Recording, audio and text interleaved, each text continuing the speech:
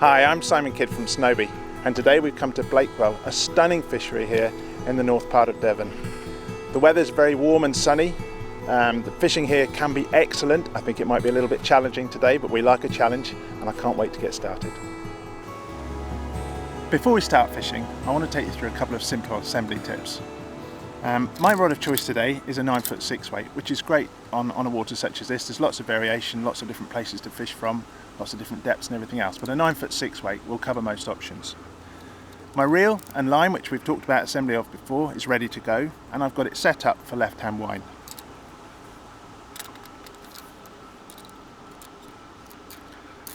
Lock it up on there, and I'm now just going to release the drag a little bit so I can actually pull some line off.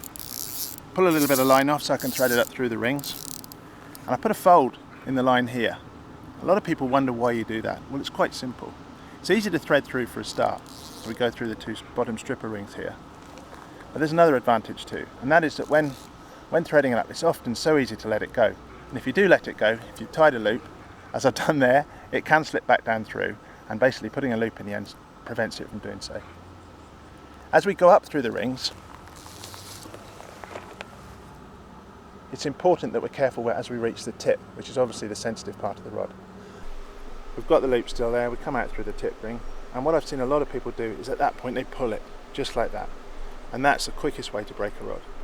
It's more important to actually pull the line straight out of the end of the rod, like so, until you've got enough to work with, and then you're okay. But putting any strain on that rod there really does break a rod very quickly. Okay, so rod and reel all assembled. Just a quick recap. In fact, I'm going to tighten the drag here a little bit because we did undo that to get the line off. We want to play fish.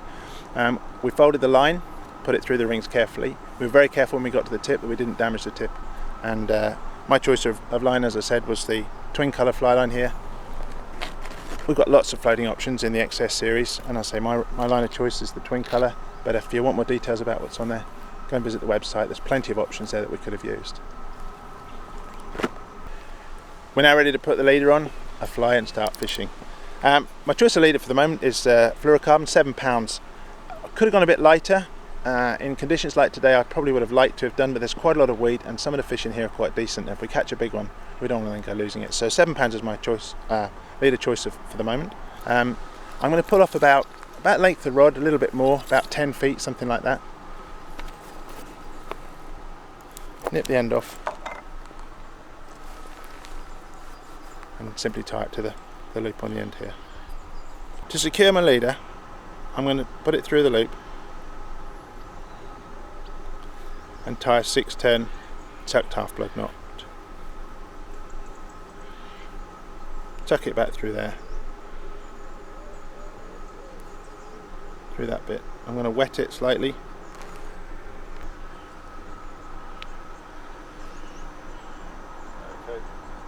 And pull it together.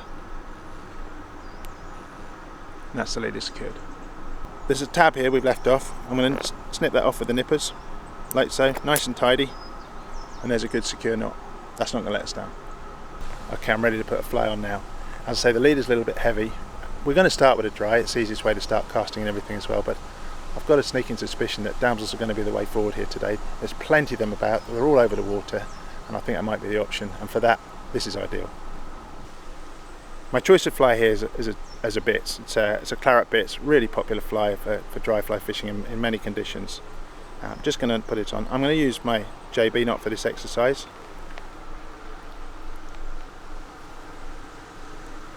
Quick loop and loose end through that loop 3 times. The benefit of this knot is there's no pigtailing or anything when you pull it up, and it's proven to be a very strong knot indeed. There you go. Having said that, I have got a little bit of pigtailing there, but I'm not too worried about that much. That's not too bad. Again, I'm going to nip off the loose end. Fly attached, ready to go fishing. I'm going to put a little bit of grease on there, that's all, to keep it floating. Lots of options on the marketplace for this. Use it quite sparingly. Just finger and thumb, like so. Keep the top part of the fly nice and buoyant, and keep the floatant away from the hook itself, because I want that to sit in the surface.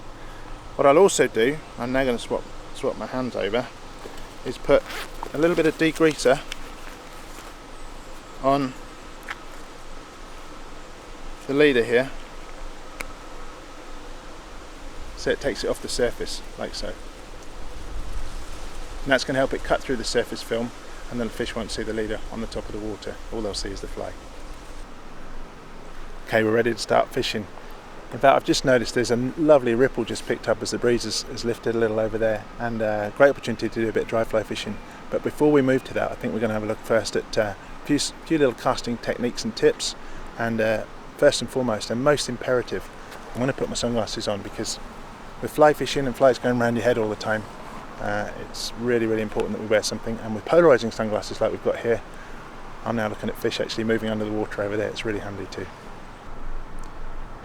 The important thing about fly casting is to realise that the rod is actually a spring, and it's the loading of that spring that delivers the cast, like so. To load that spring, we force cast, and the fly line itself provides enough weight to flex it, and as the rod unflexes, it then delivers the cast, like so. On this particular line, the optimum head weight is where the blue and the white part of the fly line actually meet, and at the tip of the rod. So that's saying the optimum head weight on a 6 weight for this rod and this line is when that blue is at the tip of the rod, and that will then deliver the perfect cast. Before we start to reach the casting point and getting the line aerialised and so on, of course we have to get enough line out of the rod to start with. So there's a couple of things we need to learn here. First of all is getting some line out on the water, which is quite simple, and then to do the roll cast, which is a basic fundamental cast at any time when fly fishing, which enables you to feed some line out through the rod tip and start getting some line aerialised to begin your cast. Okay, so we're ready to make the cast. We'll put the line out on the water, and we'll pull some line off the reel. And to get enough out here, we'll just work it out, work a little line out. And then we do one of the simple basic casts to start with, and that's a roll cast. Just got to roll the line out like that to get some line out on the water. Just roll it out. And the secret of the roll cast is to make a D behind us, like so. That D, the weight of the line in the D, is enough to flex the rod in order to shoot the line out. Have a look now. There's the shape of the D, that flexes the rod as it comes forward, and then the spring uncoils and throws the line forward into a cast. To make the overhead cast, there are a few simple steps. We lift the rod gently and start the line coming towards us, and you start to peel the line off the water. We then pluck it, pause and tap, and that's the overhead cast. It's simple and might look easy, but timing is everything. So going back through the exercise, the 4 components. We start with the rod tip down near the water, we peel the line, it starts to come back towards us. We pluck the line off the water into that position, that's the pluck. Go back to the pluck. We pluck it off the water, and then we pause it. We pause it behind us, which gives us enough time for the line to straighten behind us and load the rod in the back cast, like so. So it's peel, pluck, pause, and now we're ready to bring it forward, and that's the tap. And that tap exercise, imagine you're hitting a nail into a wall. It's that flex coming forward, and it's about the stop as much as anything. It's not a lot of effort needed, it's just timing. So it's peel, pluck, pause, tap, and the line unfolds. And the secret is to get the line and the rod and everything moving off through a single plane, keeping it in that plane so we don't lose any energy, and then delivering it back through the same plane. We peel, pluck, pause, keeping it in the same plane, and tap to go forwards. And the line straightens out across the water. Getting this back cast is absolutely crucial to the overhead cast itself. It can go terribly wrong in a back cast. Many people will go back here and they'll lift off and the rod will go back past the vertical there. I'll show you what happens when it does. The rod goes back past the vertical, the line comes around behind us, it'll touch the water behind, if we've got water behind her, it'll touch on the bank.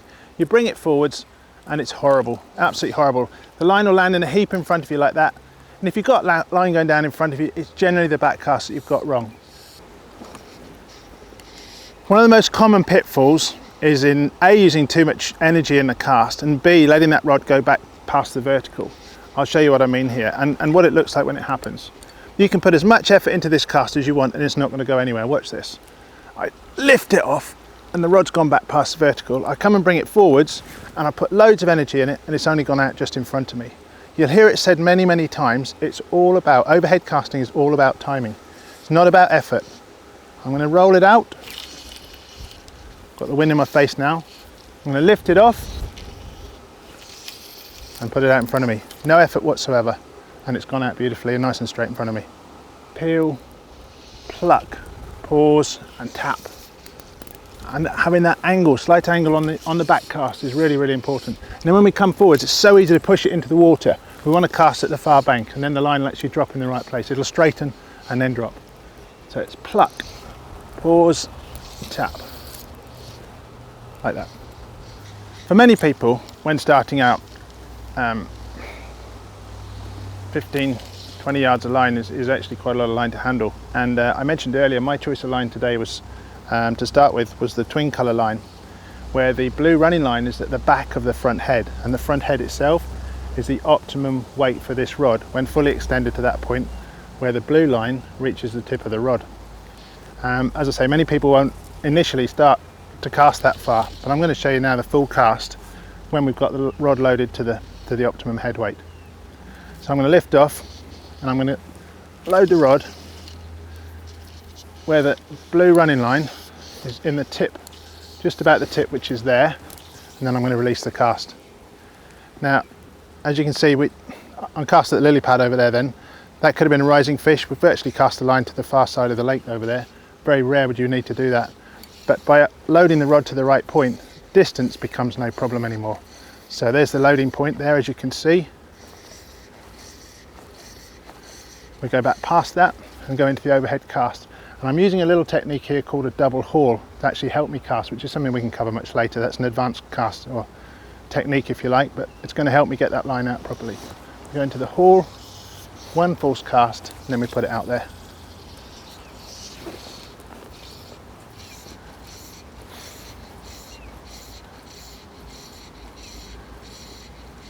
Okay, we're ready to lift off. We'll go to one false cast to extend the head, and now we'll put it on the lily pad, like so.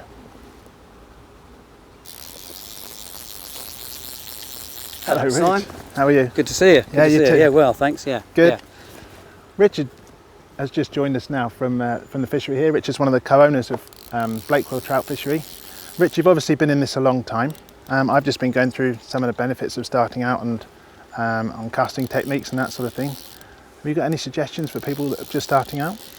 Well, we see lots of anglers here, Simon, over the course of the season, and some are more experienced than others, of course, and we do offer them tuition. One of the main faults we find with anglers these days, or some of the guys that are just starting, is they're not generating enough line speed. That is, they're not picking the line off the water fast enough, and they're going too far back on the back cast. The line needs to straighten behind you, of course. What happens behind you will happen in front of you. So that's one of the main points and the main sort of starting blocks we start from with most anglers. Well, that's good to hear it coming from you, because I mentioned some of those points as well. The fishing today, obviously it's very hot and everything today. I guess the fishing's going to be a little bit tricky.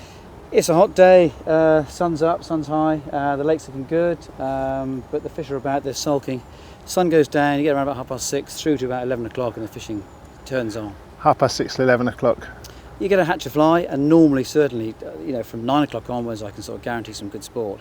You will catch fish earlier than that, of course, but you've got to fish for them properly. It's fine lines, a stealth approach. The fish aren't silly. They can see you. The water's clear. It's hot. They're not interested.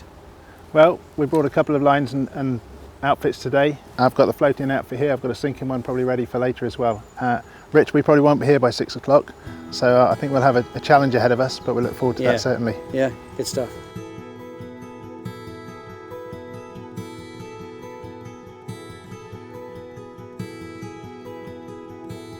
Okay, so we looked at the basics of casting, and we're now going to go and try and catch some fish. I must say, there's a nice ripple here for me now, which would be quite good for the dries, but I've got a sneaking suspicion we're going to catch the fish a little bit deeper down if we're going to get any success.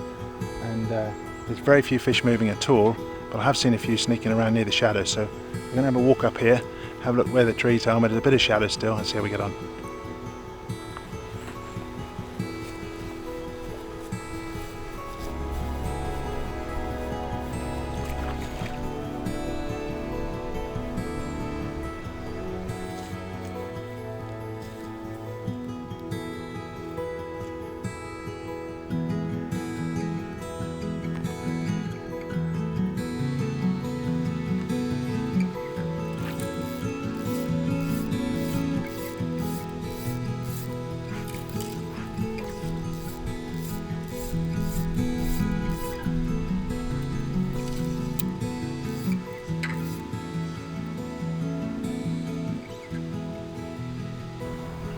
Right, I've just covered where I've seen a fish rising over there, or moving over there rather. It's not rising, and it's taken no notice of me, but I have seen another one a bit further out. So I'm going to lift off, peel, pluck, pause and tap. And I'm going to lift off again and extend it a bit further. That's better. See if we get any more interest out of this one, but I've got a feeling we're going to have to be on nymphs.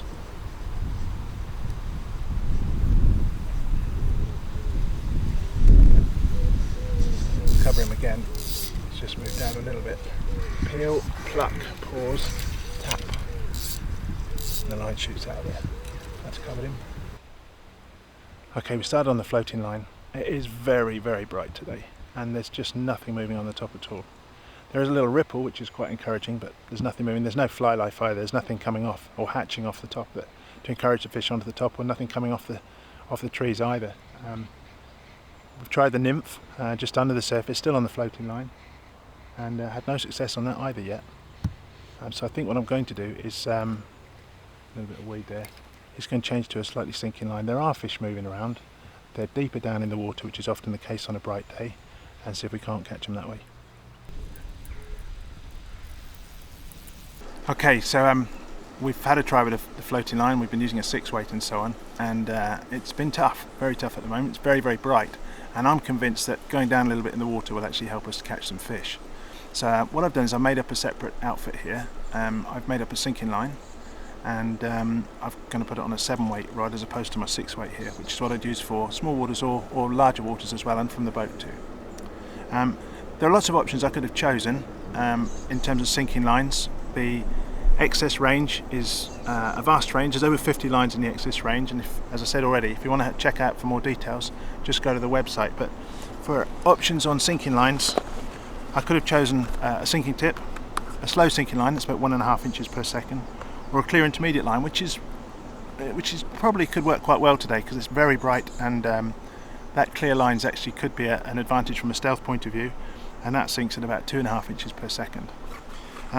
There is another option I could have chosen, which is quite popular on small still waters like this, where you don't have a lot of a back cast, although where I'm looking to cast I think will be okay, and that's the extra distance line, which is made up of 3 different weights, 3 different densities. There's a floater, an intermediate and a fast sinking option, and they've got a short head, so as I say, you can pop them out in all sorts of cramped areas where you've got no back cast and get a really good cast in and cover plenty of water. However, for this particular exercise I've gone for the countdown lines, and in the countdown series there are 4 lines. There's one that sinks at 2 inches per second, one at 3 inches per second, one at 5 and one at 7, and basically by counting down, once you've cast out, you can actually gauge your depth very carefully. So I'm going for the slower sinking option. I've chosen a 2 inches per second, 7-weight, and I'm going to put it on the, I have put it rather on the Geo 10-foot 7-weight, and we'll see how we get on with that. I've also, by the way, put on a different fly here. I put on a nymph. It's got a bit of a tail on it, a little bit of weight in the head, so I've got plenty of movement to entice a take. We'll see how we get on.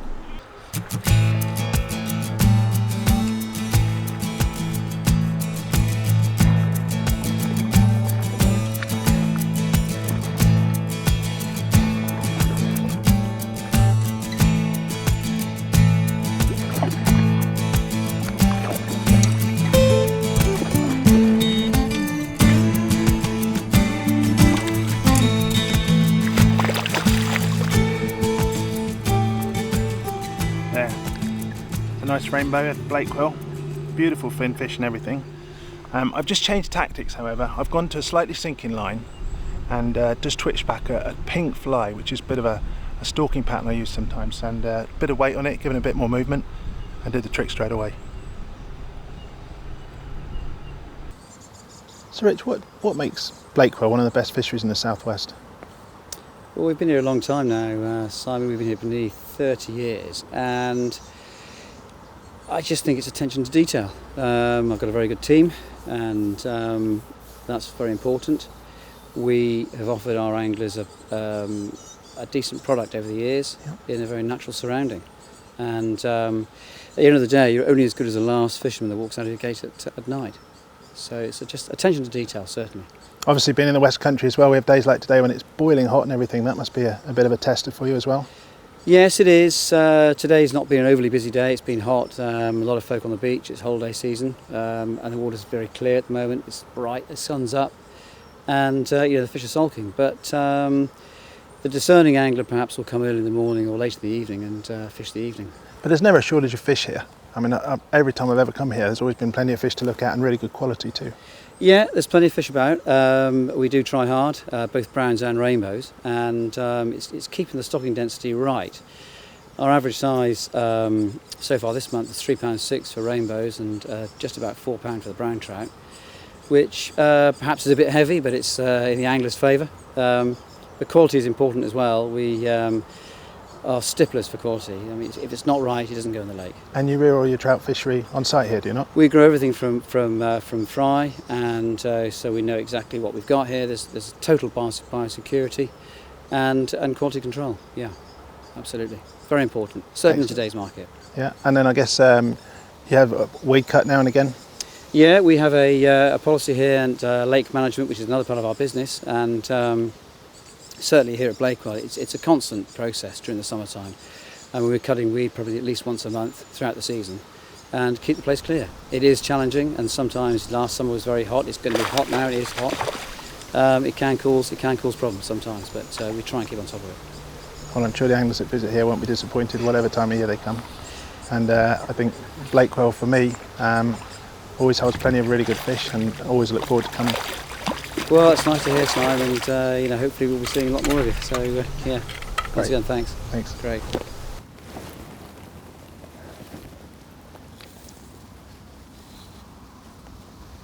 Well, there you have it. Another fine rainbow out of Blakewell fishery today. This one went for the sinking line. I went for the black fly on the sinking line. Bit of movement from the gold head and everything else, like the others before him. Unfortunately, the bigger fish today, they've eluded us. There's some massive rainbows and browns in here too. We saw one jump in just now. But it's been great fun, fantastic quality fish, wonderful fishery here and great weather too. So that concludes a great day's fishing here. Hope you've enjoyed it, found it useful, and don't forget if there's anything you've seen here or any other products, Snowbee products you want to have a look at, check out the website. Thank you.